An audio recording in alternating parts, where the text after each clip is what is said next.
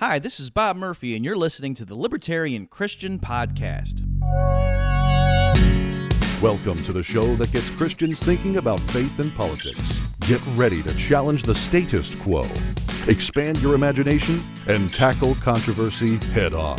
Let's stand together at the intersection of faith and freedom. It's time for the Libertarian Christian Podcast. Welcome, everybody, to the Libertarian Christian Podcast. I'm Norman Horn, president of the Libertarian Christian Institute. I am joined by LCI board member Jason Rink for today's show. If you'd like to contact us and ask a question or submit some feedback, you can reach us at podcast@libertarianchristians.com, as well as on Facebook, Twitter, and of course on our website, libertarianchristians.com. We wanted to take an opportunity today to talk about an interesting parallel in Christian life and libertarian ideas, and that is how we go about persuading and influencing others to adopt the principles that we espouse. On the one hand, we might call that evangelism on the Christian side, and on the other, we might call it activism as libertarians. But we don't want to give too much away too early in the show. So, Jason, how about you get us started? You know, I thought it was interesting. We've got this little statement, this quote by Dr. Norman Horn, in fact, on the LCI Facebook page that says that libertarianism is the most consistent expression of Christian political thought. And so that's a bold claim, and we stand behind that, and we believe that. But something to consider is that because we believe that, it makes sense that we would want to see other Christians embrace a libertarian political worldview. Because if we say that libertarianism is the most consistent political philosophy with Christianity, then we are also indicating that all other political worldviews are less consistent with Christianity. We're saying that the other political worldviews that people might adopt are not quite as congruent with the teachings of Christ as libertarianism is. And, you know, this is not a popular view. It's not a common view from the standpoint that Christians are a big population in the United States of America, and yet, by and large, they are not proclaim themselves as libertarians. Most Christians tend to find themselves falling into either a category on the right or the left politically. And so, you know, we think it's a worthy mission to persuade Christians toward libertarianism. Because when we look through history and when we look through, you know, things that people typically object to about Christianity, many times they're objecting to things about Christianity that are actually something that have come as a result from Christianity sort of sliding away from what the teachings of Christ really are, that Christianity and Christians are not representing the teachings of Christ the way that they present themselves in the scriptures. And so we see that throughout history, when the church has lost its influence many times, it's come along at the same time that the church has been joined with the state. So if you look at when, you know, in 312 AD, I believe that's the right date, when Constantine, you know, had his conversion and the church, you know, was joined with the state, I think it could be argued that the church lost a little bit of its purity and influence when that happened. And then like in the 1980s with the religious right and the moral majority, even though there might have been some political victories won when the, you know, Christian conservatives sort of took that position and became this political force to try to make conservative ideas and moral ideas legislated. I think you could see that the church's influence as a whole has declined since then, and people have looked at Christians with a raised eyebrow. The other thing is I think you can look at this mission that we have as well of we also want to see libertarians who are non-Christians embrace Christianity. You know, not necessarily any more than seeing other non-Christians turn to Christ, but as Christian libertarians, we hang out in communities of libertarians and in communities of liberty, and we are involved in conversation with those who are libertarians but possibly non-Christian. And, just because that's the tribe that we spend time with, we have influence with, because we have shared ideas around political ideas and political philosophy, it provides an opportunity for libertarian Christians to influence non-Christian libertarians in a specific way that I don't think other Christians have that opportunity. And so I really want to talk about both of those things, influencing non-Christian libertarians towards Christianity and influencing Christians towards libertarian who might find themselves in some other political philosophy. So does that make sense, Norm? Yeah, in fact, in many respects, this is the reason that LCI exists, right? I mean, we're gunning for everybody in this regard. We want to reach our fellow brothers and sisters in Christ and explain to them that just because we are believers and we understand the Bible and we understand even historical theology sometimes, it doesn't mean that you necessarily get all political ideas right. Just because you're a Christian doesn't automatically make you, for instance, a great engineer or a great scientist. You have to study the ideas and you have to understand the field. And in a similar fashion, there are aspects of the natural law, of natural ethics, and how that plays out in society that, frankly, you are not just going to get by reading the Bible. One of the thing my father-in-law likes to say at times, and I think it's funny, is the Bible doesn't teach you to bake a cake, and the point is that like you don't learn every single thing about the world just by quoting a scripture verse at people. There are things that we apply from it in order to get to where we're going, but there's more to it. Just because you understand scripture doesn't necessarily mean that you fully understand implications of all economics, for instance. And so that's where we're going here with that, and with respect toward, getting these ideas out and into Christians' heads, and hopefully persuading them that these ideas are good. So that's one goal. And then that was really when I started libertarianchristians.com, in late 2008. That was kind of my goal. It was to begin to make more inroads in that respect. What we found, over the course of time, and we still find that this is the case, is that the website and our mission had another sort of ancillary impact. And that was that occasionally we found out that non-Christians were gaining benefit from reading the material, and they would contact us and let us know that it helped them, and it helped them to understand Christianity better. Sometimes it actually was an instrument of helping them return to the church if they once were Christian. Well, they once were part of a Christian congregation. They had fallen away and left the church, and it helped them to get back into it and to realize how important that really needed to be, and that knowing God was so important to having to being fulfilled in life and to fulfilling the purpose that they were created for.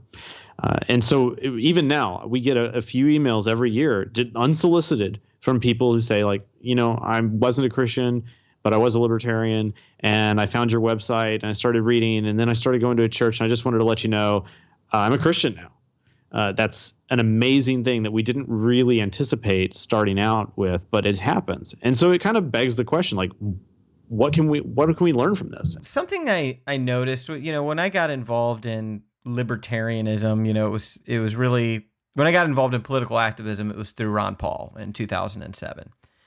And I, started a meetup in Columbus, Ohio, and, saw people coming together, and we were, going out there trying to get people converted over to the message of Ron Paul, and as I saw this movement grow and what was going on with it, I noticed all of these interesting parallels between sort of like evangelism and discipleship in the New Testament and what we were doing with Ron Paul. Now, Ron Paul was he's not a savior of anything. Let's be clear. I'm not saying that.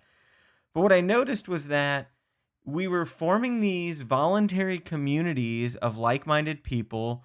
We were sort of all gathering around the teachings, if you will, and the person of Ron Paul. And there was something about that community that was very special. And then as a group, we were trying to find ways to go out there and introduce people to this guy, Ron Paul, and what he said that made so much sense. And I started seeing that, like, we were all these disciples of Paul, so to speak. And I just noticed that as a meetup leader, what I was trying to do is I was trying to teach these new converts who were coming in the foundational principles of liberty and libertarianism. And I realized that what I was trying to do is I was trying to impart to them through teachings of other people, not my teachings. I was sharing with them Austrian economics and, Bastiat's the law and all these different philosophers who had over the years developed these ideas around human freedom and liberty and the role of the government and the state and violence. And I was trying to disciple these people so that then they could take that worldview and that they could be trained to go out there and discern the proper positions on issues and go out and they could teach others also. Just kind of like, when Paul talked about that, about how he was teaching Timothy so that Timothy could go out there and teach other people. And so I just noticed these parallels in the idea of activism, that what we were going to need to do in the political world to be effective was to get people to understand what we were talking about, get them to understand that what we were talking about in libertarianism necessitated that they reject a previously held political worldview, and then encourage them to, equip themselves and edify themselves in the teachings of libertarianism to go out and influence other people to come into our tribe, So I just saw these parallels between evangelism and discipleship in the church and evangelism and discipleship in the liberty movement. And I also noticed parallels between not so effective tactics. Yeah, I think it's worthy of note here, Jason, too, that while we say there are these parallels, and that's true, and one might say, well, if in Christian witness, though, the Holy Spirit is the one who converts, and that's true. That the Holy Spirit has to move in the hearts of men in order for them to truly come to a full knowledge of who Jesus is and become converted. That is absolutely, God always makes the first move there. But I think sort of the point is that in the similar sense of, like, if you're a preacher and you're going to give a sermon, you don't waltz into church on Sunday morning and just expect for the Holy Spirit to make it happen right then and there. The Holy Spirit also works in the preparation and in the study that you do beforehand to make that presentation of the gospel on that Sunday morning, and so on and so forth. The point is that our understanding of how we do this is part of how the Spirit works, and it's part of and I think it's interesting and useful to think about it in this way as we go about working toward improving our ability to influence. Yeah, and I would concur with that, obviously, and I would also say that because our work in converting or influencing, persuading people towards libertarianism isn't necessarily Spirit anointed in the same way that somebody coming to Christ is, I would say it's even more important for us to understand and consider this question of tactics and strategy and wisdom around how people come to embrace or reject certain ideas. And we want to be great witnesses to the gospel itself. Like, we know that if we try and present the gospel like a jerk, like, yeah, okay, the Lord could work in that, but do you ever really see that happen? No, because we know that by being faithful to the gospel in our study, in our preparation, that's when the Lord works. That brings me to the other point that I have, which is that I also noticed not so effective parallels between how sometimes the church has chosen to go about communicating its message and seeking to win people to Christ, and how the liberty movement sometimes goes about that same thing. Yeah, it reminds me. love him or hate him, who cares? But Rob Bell has this great Numa video from years and years and years ago. It was like early 2000s, right? Called Bullhorn Guy. I mean, that Yep. if anybody who's doing the bullhorn on the street corner, to try and that's not the way the gospel should go to and be presented to people. I think the argument we would make is that it's probably not the most effective. Bullhorn Guy probably has won a few people to Christ, who knows? But the fact of the matter is that it goes against the way that human nature operates in many instances. And I think the same thing kind of can happen in the world of libertarian thought. I think this happens in the world of any thought. Anywhere you find that people believe themselves to be right and others to be wrong, and because of how we're built as people, we get this idea that trying to convince people that they're wrong and we're right, and trying to shame people into adopting a certain position or to agree with us, we start thinking that that is somehow effective. And it's not effective in trying to get people to come over to the liberty movement. The question is it's like, does calling people a statist, is that an effective strategy? Shouting them down about their statism, is that an effective strategy for somebody who's just kind of exploring this? And is airing our intra-liberty movement quarrels that nobody cares about other than us, it's totally inside baseball, does all of that do anything to really attract other people to what we're doing?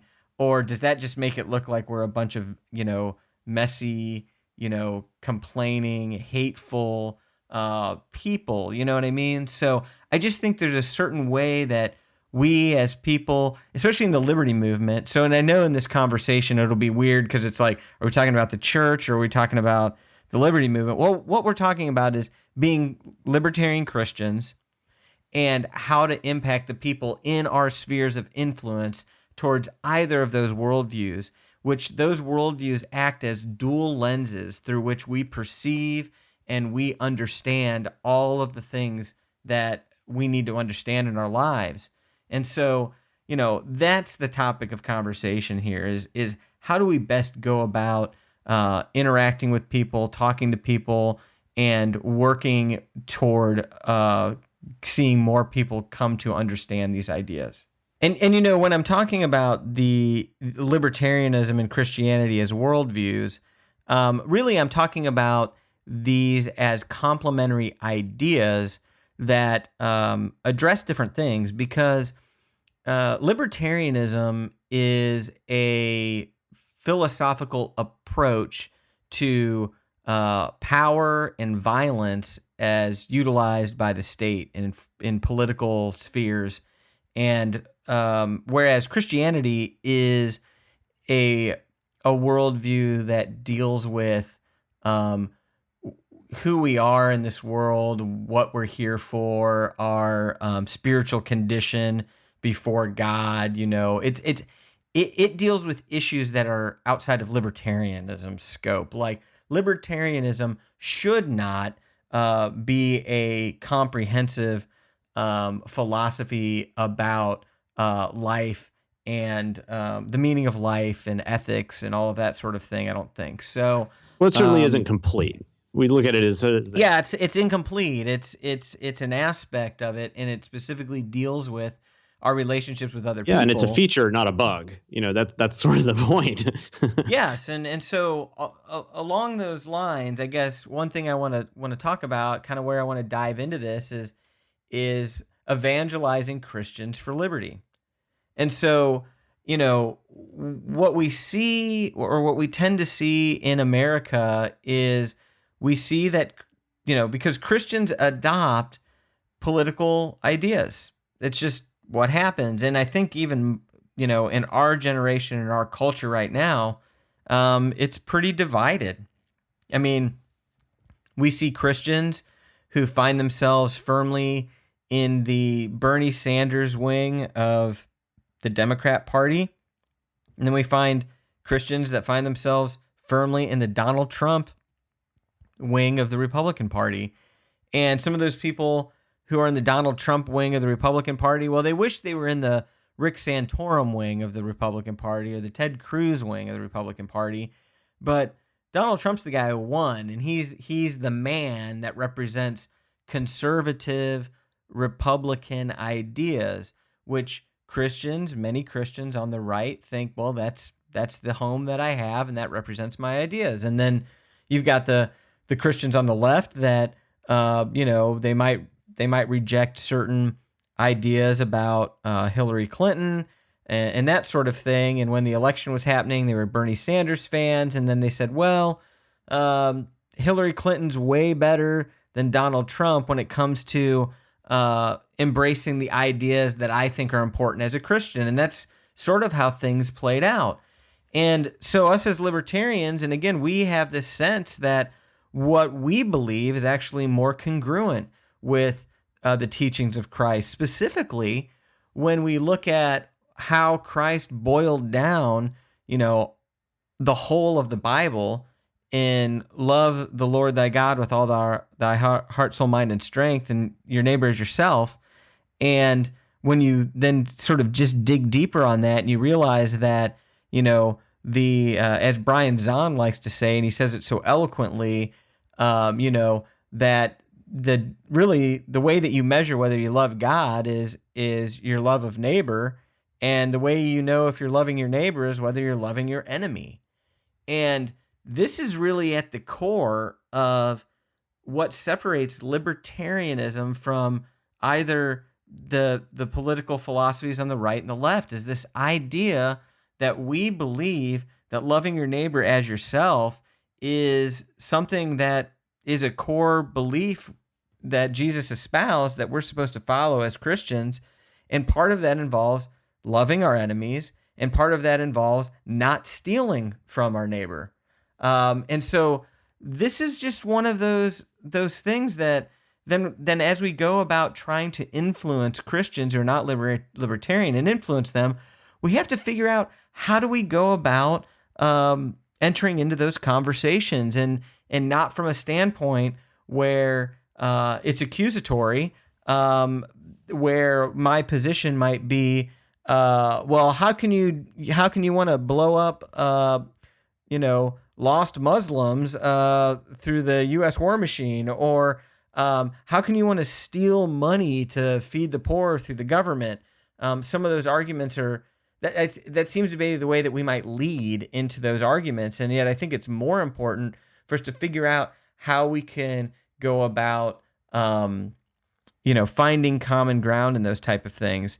And so, something I want to just share about is an example of how somebody on the right that I was interacting with on Facebook, it sort of exemplifies how a Christian might be very firm in their position and think that they're espousing liberty, think that they stand for liberty, and yet find themselves in a position that is completely antithetical to liberty, and yet not understand this cognitive dissonance that's going on with them. And I want to just recount a little bit of something that happened to me, a discussion that I got into. So there was I don't know if you saw this going around, Norm, but there was this article going around about this couple of churches or a couple of mega churches that were going to withhold funds from the Southern Baptist Convention because of some statements that Russell Moore had made, right? So Russell Moore is part of the Southern Baptist Convention. I'm not sure what his role there is specifically, but in this article about this church in Dallas that was withholding funds, they specifically cited that they were upset about some statements that Russell Moore made about Donald Trump that were negative, and also because Russell Moore defended the building of a mosque and stood up for against the government preventing a mosque from being built somewhere in the country. And so somebody that is a Tea Party Republican type leader, okay, conservative Christian, would hail from the wing of the Rick Santorum wing of the Republican Party, they published this article about these churches withholding funds because Russell Moore had the audacity to challenge Donald Trump and said that, a mosque should be legally allowed to be built, that the government shouldn't stand in the way. This person posted this article and then said, "There is hope for revival in the American church when a pastor shows courage like this. True leadership requires taking a stand. This is answered prayer." So this Christian believes that it's an answered prayer and that it's taking a stand when a church refuses to give money to the Southern Baptist Convention over negative things said about Donald Trump and defending that a mosque has the right to be built. And so Russell Moore's comments that really inspired this was Russell Moore, he came out with this statement, and I think this statement is so good, and I think we really need to understand this.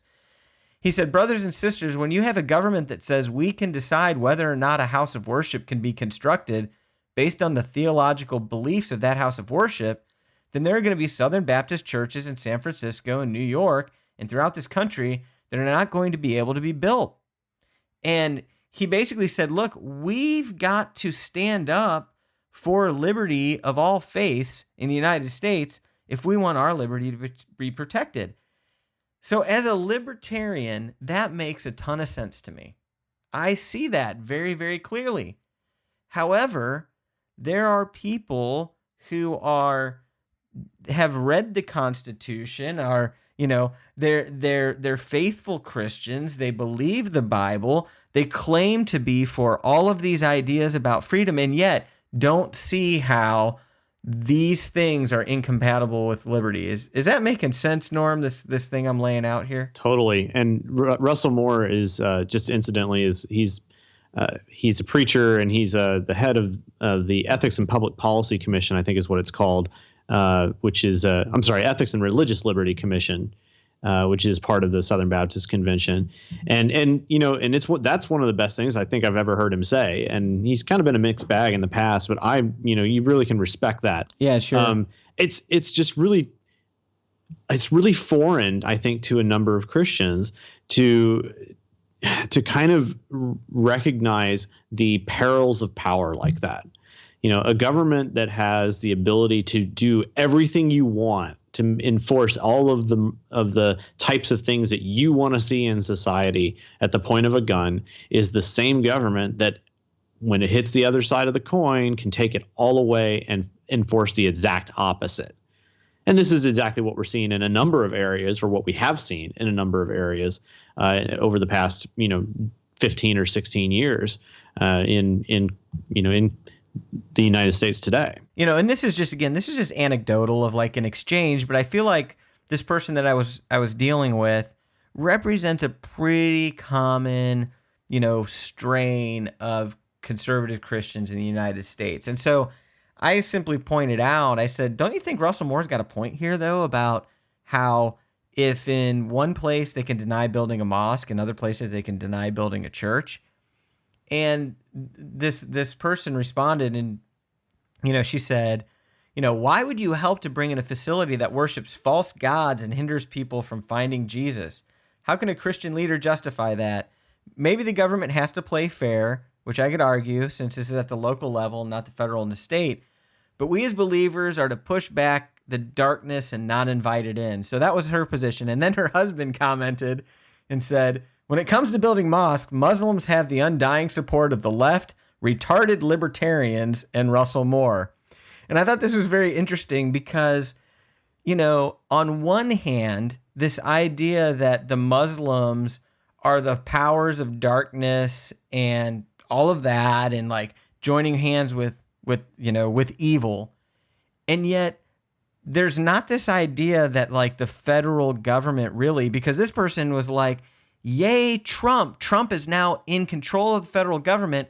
This idea that the federal government isn't a principality or power that might be also a force of darkness. That because the United States government, this whole Christian nation idea, I think it's interesting to me to think that somehow Muslim mosques are more a threat to Christians than many, many other things. And I think that the state ultimately, and state power ultimately, can be a much greater threat to Christians, especially when it's not being, when we don't have, quote unquote, our team in as the president. And it's the same flaw that's been made on the left and the right, this expansion of federal power under the left. They love it. Then when the right gets that power, they're like, oh no, and the right does the same thing. And it's like, look, this is not good either way. So I think we have a big challenge because many, many Christians see libertarians as retarded libertarians who just stand for moral atrocities that that good Christians shouldn't endorse, and that's just not true. And I think as Christian libertarians, we have an opportunity to step in here and say, and use our knowledge and understanding of the Bible, use our Christian witness and testimony in our communities to be able to talk to people who are Christians but not libertarians and say, look, I understand where you're coming from here, but let's talk about these fundamental ideas of liberty. Let's talk about these fundamental ideas of, that just resonate with what we believe about Christianity. And we said earlier, that just because we can quote Bible verses and understand theology, it doesn't make us qualified or just automatically knowledgeable about all of these aspects of political theory and economics and whatnot. But one nice thing is that we have a basis of knowledge with which we can learn. And that's one of the great things, at least I feel like, coming in and talking to other Christians about liberty, where we have an interesting advantage, if you will, is that Christians are already there's a predisposition toward recognizing truth as God created it. And with any approach that we can take, we have to make the assumption that our fellow brothers and sisters in Christ are in good faith trying to live out their Christian life as best as they see it too. We have to start from there, right? And so if we appeal to the good things that they already know, and we appeal to the good behavior, the good, the solid ways in which you behave with your neighbor, and what we believe about human interaction, just generally speaking, as Christians, I think we can get to that point where you can recognize, look, what you are espousing is not. It may not be in line with what you claim to believe already. How about you consider the possibility that there's a better way of thinking about it? And that's, at least to me, I think that's a powerful piece of our arsenal there that really we should wield and wield gently, of course. It's not like we should beat somebody over the head with it. Like, be more consistent, wham, wham, wham. But appeal to what's good in them already.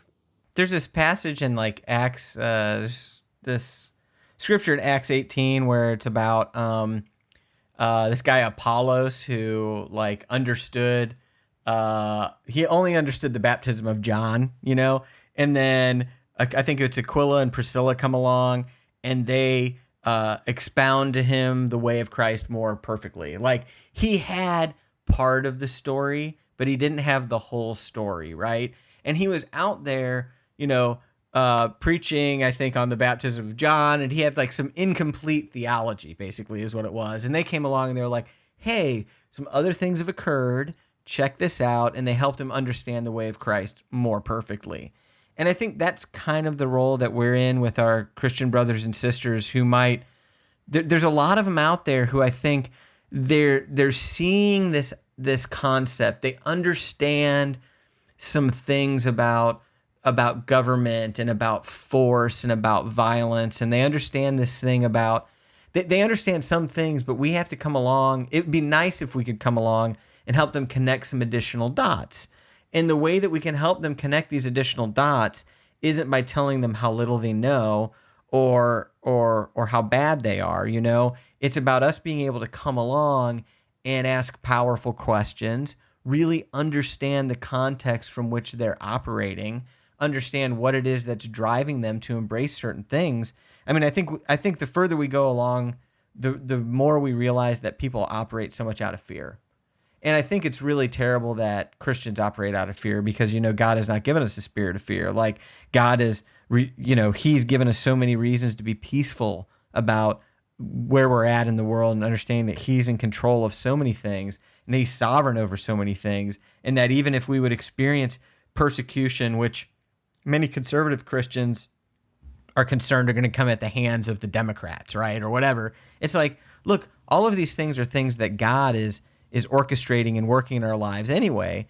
What I think is more important, and I think it's very important. I think it's very important that we as libertarians, who are also Christians, we can come along and have a platform with Christians because we understand the gospel, we understand who Jesus is, we have that shared community with them, and we can come along and I think most importantly, really help people understand about where Jesus stands in the issue of violence. I mean, I really think that is one of the biggest problems in the church right now, is that Jesus is, he really lays out this call for the people of God to be nonviolent, for us to love our enemy, for us to turn the other cheek, all of these things that he laid out. And yet I think many people see the church as reactive and critical and fearful and angry, and all of these things are represented so much in the conservative Christian, the Christian right, in my opinion. I know we're not spending that much time on the Christian left right now, but and so I don't know. I just think that is a critical mission for us. Well, we can spend some time on the left too. I don't know. Maybe you can talk about that a little bit, because I think the error of the left, the Christian left, can be just as grievous, and can be just as destructive, and can be just as harmful as the error on the right, on the Christian right. Absolutely. Well, I'm just floored oftentimes by the way in which the left has really reached kind of a real foothold in kind of Christian in Christian circles in general.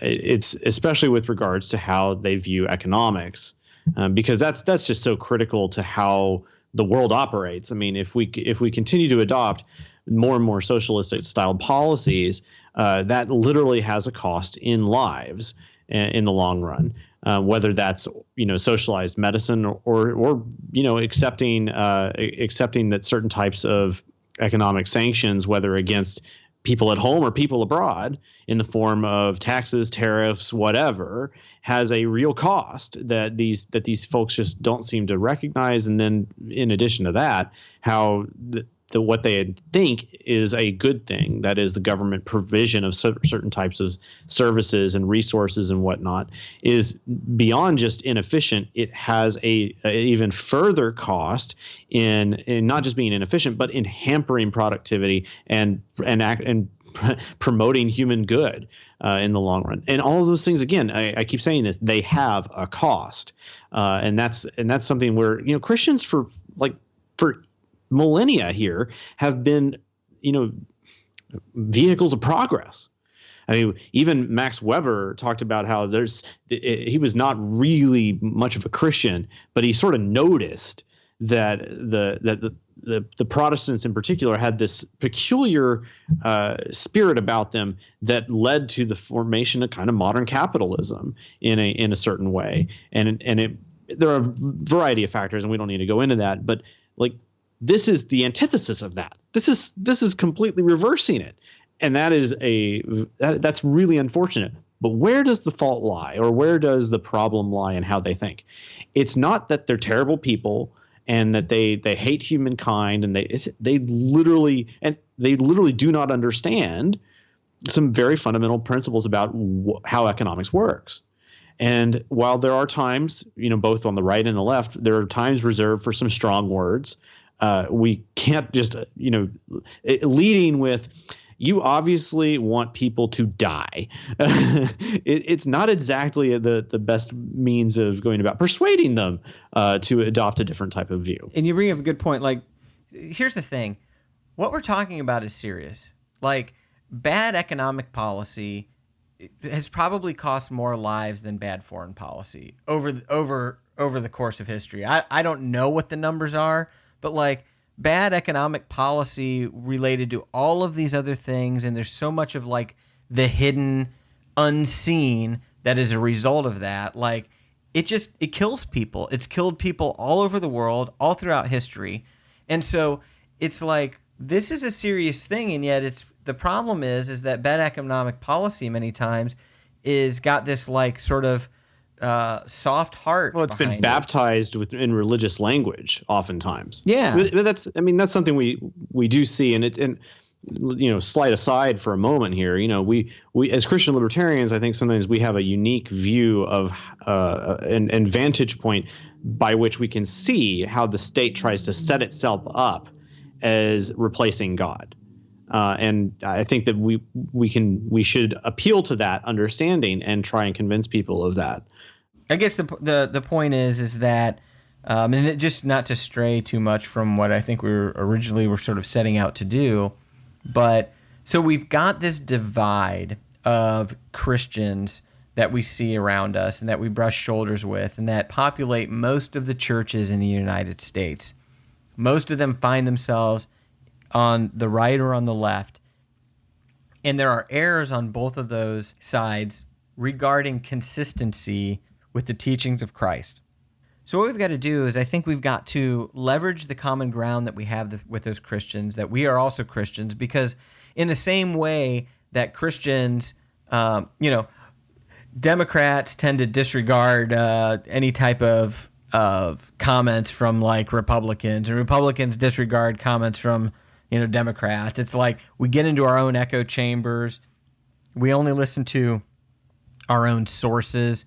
The same thing I think can happen in Christianity. It's like, hey, how much weight are we going to put on somebody's opinion about some of these issues when they're not a Christian, right? They don't even understand these fundamental things that we believe are true about reality in the universe. And so what we've got to do is we've got to take what we do understand about that and that common ground, and then we've got to find ways in order to join up with those people who are around us and who we brush shoulders with that might not have a libertarian idea, and we've got to work with them to try to influence them towards libertarianism. We're going to get into some tactics a little bit later on, but I really kind of want to transition this over into this idea of evangelizing libertarians for Christ, because it's really the same issue. How do Christian libertarians approach libertarians who are not Christians and influence them towards the gospel? And again, it's this. There's a common thread here, is that when you start talking to libertarians, all right, they have a way of disregarding what anybody has to say if they're not a libertarian. It's like, hey, I'm not going to listen to what a statist has to say about anything. I'm being a little bit facetious, but it is true. Again, there's a certain baseline of understanding that when you connect with people in the libertarian community, you find other libertarian friends that you hang out with or whatever. You've got common beliefs around politics and violence and force, and it's an interesting tribe to be a part of. It's a tribe and a community that I've gotten a ton of value out of. I love many of the people that I've met and spent time with in the libertarian community, as much as I do any church I've been a part of, as much as I do any other social group I've been a part of. And yet, many of those people that I come across, not only are they not Christian, but they're antagonistic towards Christian ideas.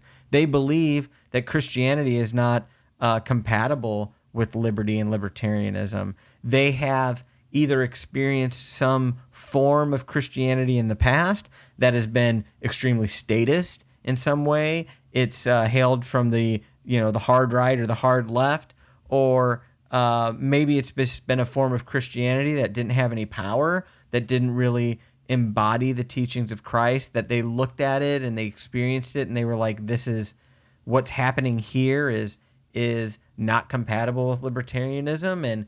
And I found that some of these libertarians who aren't Christians, I don't want to say libertarianism is necessarily a religion for them, but it's a guiding ethos. It's an ethical framework, and they're not going to consider a religious or belief system of Christianity if they perceive that is incongruent with the ethics and belief system they have around libertarianism, specifically, again, around violence. And so we have an interesting opportunity and challenge there. Norm, the amount of time you've been working in this Christian libertarian space, I'm sure that you've encountered a number of libertarians who have said, how in the world, and especially even being a PhD as you are, I know Bob Murphy's encountered this idea that you're this real thinking person, very rational, you're obviously very smart, and you understand libertarianism, and then, record scratch moment, wait, you're a Christian too? How do you as a thinking, smart, intelligent, rational person embrace Christianity? And I think that tends to be a real common objection from libertarians. Definitely. I've experienced that more often than I would probably care to admit. But I think an interesting thing here too is that we also have to remember, you've mentioned a variety of ways in which people have misperceptions about Christian faith and the church and whatnot. Some people are also just very wounded by the church. I've found a number of people who were Christian they considered themselves Christians in the past, and that was part of their former life.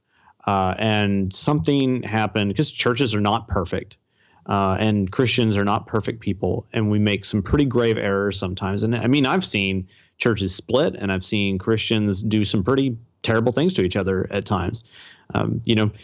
They see that, and that was what drove them away. And they believe, and they come away from or they leave the church with this belief that that's what the church is about. And so to introduce them back to Jesus and being the ambassador for Jesus in that instance with a completely different mindset, with a very different way of thinking about the world around us at times, that's important. That can be a very important way in which we reach out to these people at times. I was going to say, that's just a great point. Like, I feel like, I think the rejection of Christ and the church is really like understandable for a lot of people because, again, I think people have been deeply wounded by the church. And I think, that's something that is just a fact. It's pervasive. We have to be sensitive to that at times. Yeah, absolutely. And so that leads me to really where I think all of this kind of comes together, which is that, one thing that libertarians have tried to do, and it's been ineffective, is we've had the best arguments, right? So as libertarians, when we've tried to convince people about libertarianism, and this has to do a little bit with the type of people I think are naturally attracted to libertarianism. What we want to do is we want to try to use like data and facts and reason and rhetoric as our strongest weapon to get people to shatter people's paradigms that they have about politics, right? So if only we can show them how, free markets and voluntary exchange and all of those things, like how that increases wealth and has, made everything better for however many decades and over a century. If only they can understand that, or if only they could see about, how taxation is theft. If only they could see how, if only we could lay out enough white papers and facts and graphs and data, then surely people would be libertarian. And yet... And memes. Don't forget memes. Yeah, well, memes are, out of all those things, memes are actually probably the most powerful. Sometimes it's the case. But yeah, I get what you're saying. Yeah. Yeah, and it's like, if that were the case, the world would be libertarian by now. But that's not the case. Well, the reason it's not the case is because people are not entirely convinced by facts and truth. People are actually more apt to embrace, beauty or make an emotional connection or decision about something and use facts as like backlighting. They use facts to support the decisions that they make out of emotional reasons. And this is something that is discussed really well in Jonathan Haidt's book, The Righteous Mind, where he talks about the fact that really facts, I don't want to say facts don't matter, but they're not that integral in how most people make decisions about what they're going to believe. And I would encourage us as Christian libertarians to find ways for both Christianity and libertarianism to highlight what's so beautiful about what we're talking about, to highlight what connects at the most emotional, resonant level with people. Because in both Christianity and libertarianism, there's a lot of beauty. There's a lot to like about peace and voluntary interaction and free markets. If people can understand that free market capitalism isn't, JP Morgan Chase Bank, or isn't, Exxon Mobil, or whatever they think like free market capitalism is, right? Free market capitalism is the beautiful thing that they're seeing with Uber. It's what's happening out there in Bitcoin. It's what's happening across the internet when somebody sells something on Etsy, right? It's connections made in that way. It's so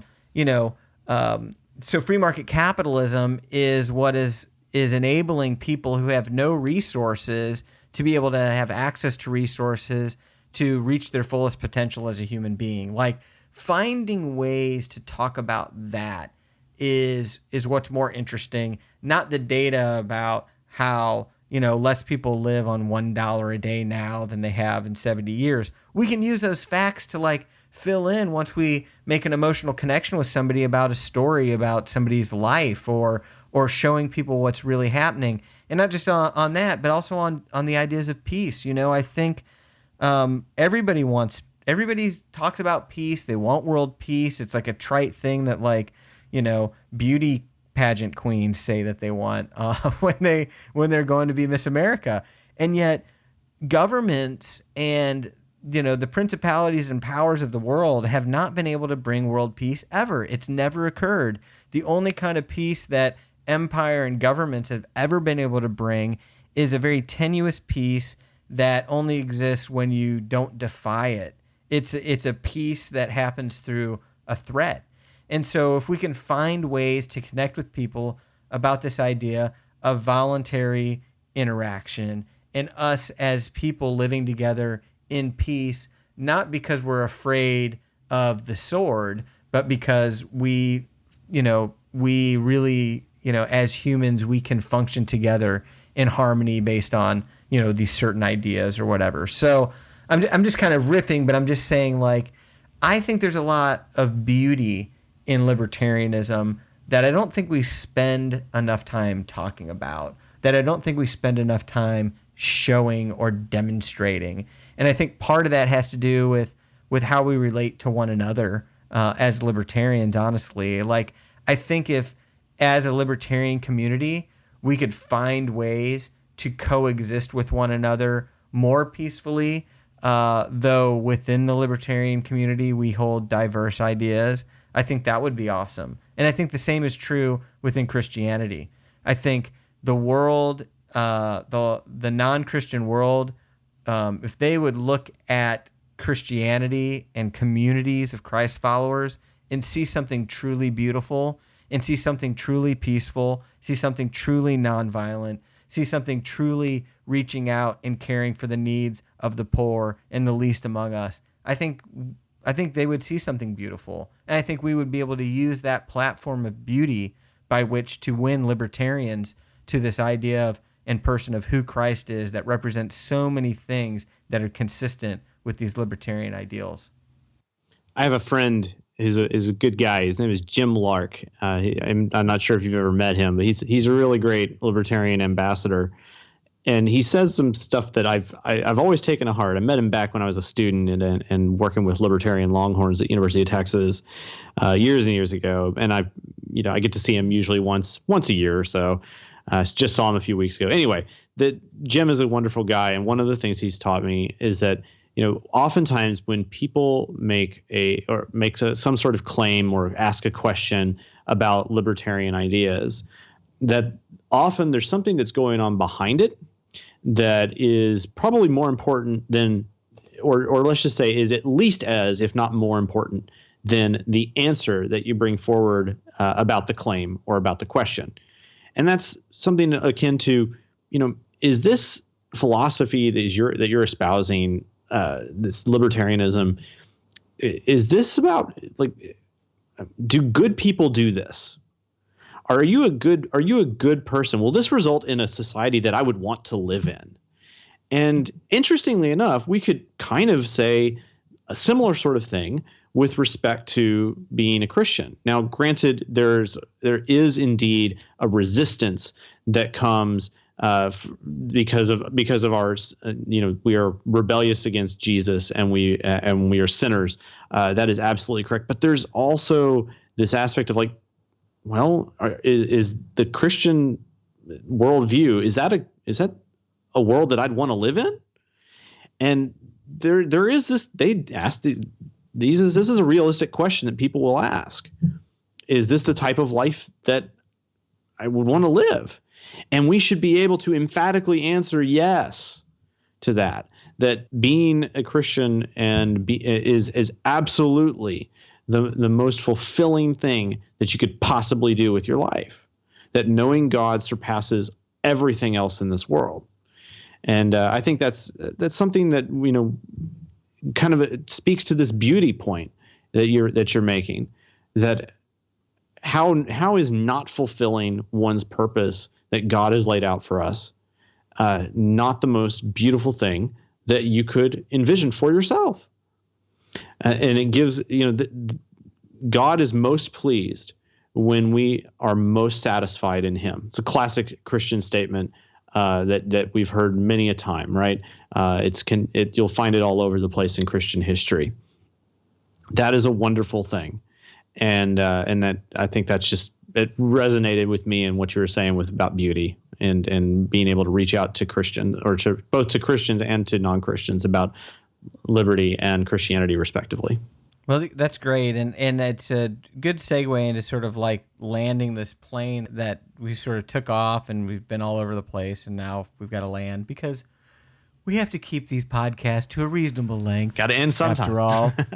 So I really think we need to recognize, as Christian libertarians, and as Christians, as libertarians, as Christian libertarians, like, when we get right down to it, what we're really talking about is how to live in community with other people. Like, that's what it's all about. I mean, we can get into the nuance and the detail of it, but really, how do we live in harmony with other people in society? And I think it's important to recognize when we talk to people, and this is sort of, Jim Lark, with the statement that you shared about him, really kind of dovetails with this.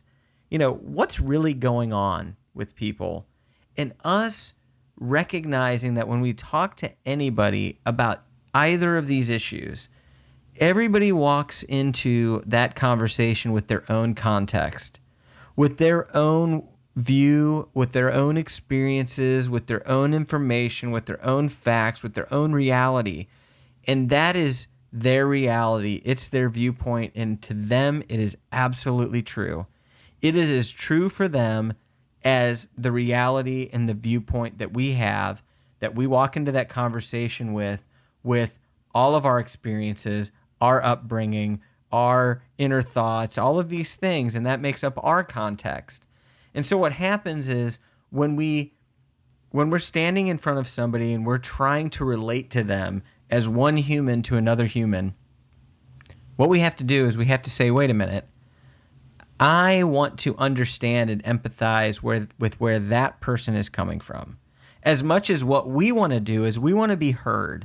So what we often do is we just try to talk and say and argue and try to make our point and try to get somebody to agree with us. And they come to the relationship with the exact same agenda. So what we need to do and is we need to enter into that interaction trying to understand that person. And if we can go into that interaction and we can ask powerful questions, we can try to figure out where they're at, try to figure out what they're thinking, try to find out more about what they believe and what they understand, there's something interesting that happens. We have the information, we get the information, we gain the insight into what it is to be that person and to think like they think and to understand what they understand. And what that does is it positions us in a much better place to be able to relate to them as one human to another human seeking to live in harmony on this planet. And we're able to speak to the things that are important to them. We're able to speak to them using their own language. We're able to speak to them from a standpoint of understanding rather than from a more adversarial standpoint. And so I think the more that we can be, it's sort of like a wise as serpents, harmless as doves type of thing. We need to be the best ambassadors of liberty that we can. So we need to have a great testimony on this planet. We need to walk around embodying what we believe, having integrity about it. I think being people of integrity is important when it comes to being a libertarian and when it comes to being a Christian. Then I think what we need to do is we need to be ready to share our liberty story with people. So when it is our opportunity to speak, when we do have something to say, what we can do is we can share a story with them that's beautiful.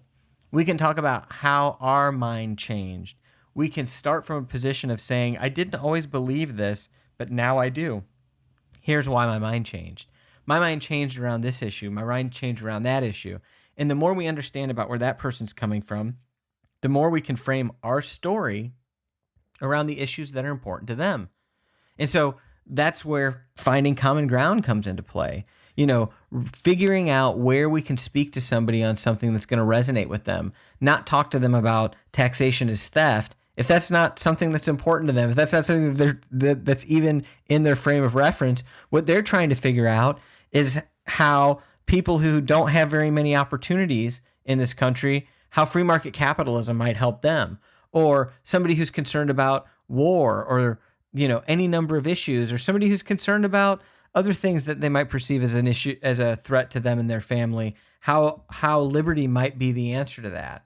And then the other thing that I think we need to do is I think we need to always be diligent to refine our beliefs, whether it is our Christian beliefs or our libertarian beliefs, to make sure that we're always seeking to learn more, understand the history of what we believe, read as much as we can about people who've believed believed these things, whether that's different people throughout the history of the church, or whether that's different people who've been, formulating these political philosophies. The more we can understand what we believe in the philosophy of either Christianity and liberty, the more prepared we are to articulate those things when that point comes in our ability to relate to people.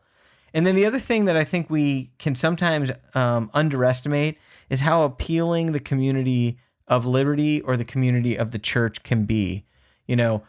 We need to cultivate communities that will be attractive to people. I think we need to recognize that there are a lot of people out there in the world that are lonely, that are looking for connection, that are looking for community. And the libertarian community and the church, those are two of the most dynamic communities of diverse people. They're voluntary societies of diverse people coming together around a common idea. They're amazing. And, we should seek to cultivate those types of communities for people. We should, for ourselves, and invite people in. And then we should look for opportunities for strategic diversity. We should look for opportunities to find people that are not like us. We should look to try to find ways to expand the communities of libertarianism and the church so that it represents, all nations, tribes, and tongues, people from all over the place, recognizing that the idea of liberty, as Ron Paul used to say, brings people together. And then when you bring those people together under these common ideas, people will see how unity is achieved. So all of these things, this is just a big soup of beauty I feel like I'm throwing out there right now. But these are very tactical ideas. These are what can I do to create an environment where either the idea of libertarianism or Christianity will be appealing to the types of people that we're seeking to reach out to. Norm, that was a mouthful right there, so I'm looking for you to step in and make any final comments or anything that might shed light on anything that might not have made sense there. Well, I have I think a few closing comments that may kind of help wrap things up and give us some additional context and things to think about, and we can come away with. One thing I try to remember when I'm in conversations at times with those who are both non-Christians or especially those who are not libertarians and who are Christian. You kind of need to remember there was a point in time when you were probably like them too. Maybe you have not been a Christian all your life, and there was a time in which you were not a believer. That's something important to remember. And if you're a Christian trying to reach to convince other Christians of libertarianism, I can distinctly remember not being a libertarian. I grew up in the church. I never really was a point at which I wasn't believing, but I definitely was not always a libertarian. And I think that's something to remember, and that helps us to be a little humble in that. I think finally, one thing that is just we can't emphasize this enough with respect to what it means to be an acting Christian libertarian in this world, is that our primary goal is to imitate Jesus. We have got to recognize that our principal value that we throw out into the world, whether it sticks or not, at any point in time, is, are you imitating Christ? And hopefully you will, take it from Paul, take it from your parents, take it from the Christian leaders that you've known in your life. As you see me imitate Christ, imitate me. Take on good examples of those people who are imitating Christ and study the example of Christ. Work to imitate that. And the more that you do that, the better witness you will ultimately be. And you will find great satisfaction in being more closely aligned with the person of Jesus. That's a wonderful thing. Yeah, that's great. And I think that's the primary calling that we have. Even as what we've talked about tonight, only imitate what we've said insofar as you can clearly see it imitating Christ, because we're fallen humans too. Yeah, absolutely. And that idea of remembering when you didn't believe what you believe now, that is a frame of mind that will allow you to have so much grace with other people, recognizing that we don't have all the answers right now. We have discarded things that we no longer believe and have adopted things that we think are superior now. And that's where everybody finds themselves. And so the more grace that we can have with people, the easier it is for people to actually come to their own conclusions and feel like they've changed their own mind about things, rather than having been convinced of something by some deft rhetoric or whatnot. So I think that's a good place to end up. So we are so glad that you've taken some time out to learn a little bit along with us about what it means to be a Christian libertarian, to help influence others, and to make an impact for liberty and for Christ, both in the church and amongst your non-Christian friends and family. We hope that that's a benefit to you in some small way. And we'd like to remind you as well that we hope that you're keeping track of us on the net. You can find us all over the web. And if you want to reach out to us, if you want to ask any questions, you want to give us some feedback, you can always do that by emailing us at podcast@libertarianchristians.com. You can find us on Facebook at facebook.com/libertarianchristians, on Twitter at LCI official, and also on our website, libertarianchristians.com/contact, and you can reach us there anytime you like. We would look forward to hearing from you, and we will see you next time. The Libertarian Christian Podcast is a project of the Libertarian Christian Institute, a registered 501c3 nonprofit. The audio engineers were Doug Stewart and Jason Rink, and voiceovers were by Matthew Bellis and Caitlin Horn. If you'd like to find out more about the LCI, please visit us on the web at www.libertarianchristians.com.